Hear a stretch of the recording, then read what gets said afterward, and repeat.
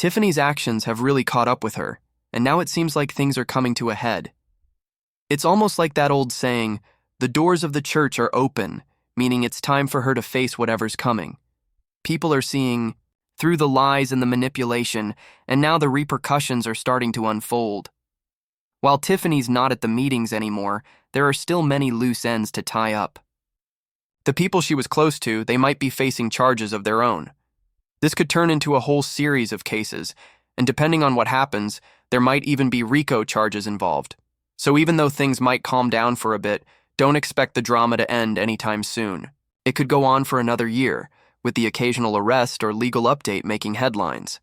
It's clear Tiffany's actions are catching up to her, and her supporters or associates might not be so safe either. Keith Price and Louis Lacey, the FBI, could very well have their eyes on them too. While Tiffany's era might be over, the saga is far from finished. The story's not done. There's more to come. Tiffany still seems to think God's on her side, but she might soon find out that just because you claim divine backing doesn't mean it'll protect you when you've been lying and stealing. People aren't mad because they want to see her fail. They're fed up with her actions, and it's finally catching up to her. Tiffany's reputation is completely crumbling at this point. People are fed up with her constantly taking credit for things she didn't actually do, like the food giveaways that the community paid for. She can't even show up to meetings, yet she's still out there promoting her food events on social media as if she's the one making it happen. The public knows the truth now, and it's clear that her actions are finally catching up with her. Tiffany's track record is a disaster. Every project she's started, whether it's cooking with Tiff or Thornton Township Taste Fest, has ended in failure. She starts things with big ideas but never finishes them. No one trusts her anymore, and it's no surprise she got crushed in the election. The people are done, and it's clear they've been fed up for a while. It's not just about her failed projects. It's about how she's been running things. She's made poor decisions like hiring people without background checks, speaking down to staff, and generally mismanaging everything in her power. The FBI investigation in Dalton? That's only going to intensify. There's a strong chance she could be facing serious charges soon, potentially even a RICO charge. It's only a matter of time before she faces the consequences for her actions. As for the inauguration, it's clear Tiffany's time in office is up. May 5th marks the end of her reign in Dalton, and it won't be long before the heat turns up. The community is celebrating her exit, and the feds are likely gearing up to charge her.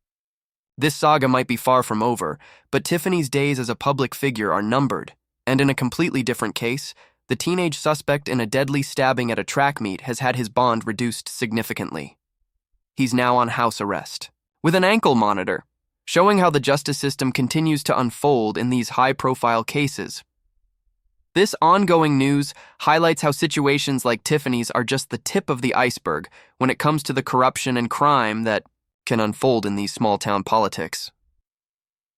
The situation with Carmelo Anthony's family has raised a lot of eyebrows. After reports surfaced that they've moved into an $800,000 house, people are starting to question where the money from the GoFundMe campaign has really gone. Originally, the donations were supposed to go toward Carmelo's legal defense, but now it looks like some of that money might have been used for luxuries, including the new house. That's got a lot of people wondering, was this really necessary?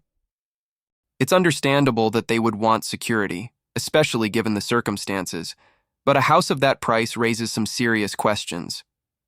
It's hard to ignore the possibility that some of the donations went toward their upgraded lifestyle.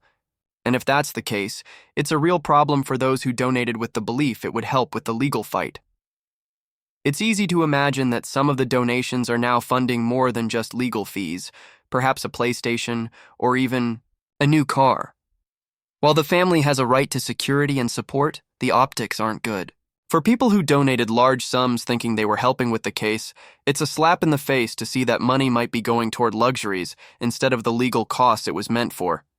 It's definitely something that needs to be addressed, and I'm sure a lot of people who donated are feeling uneasy right now. I can't wait to hear the supporters' side of the story. Would they feel okay if they found out their contributions funded a new house instead of a lawyer? That's the real question here. But for now, it seems like this issue is far from over. It's definitely a topic for another discussion, and I think it will continue to raise eyebrows in the coming days.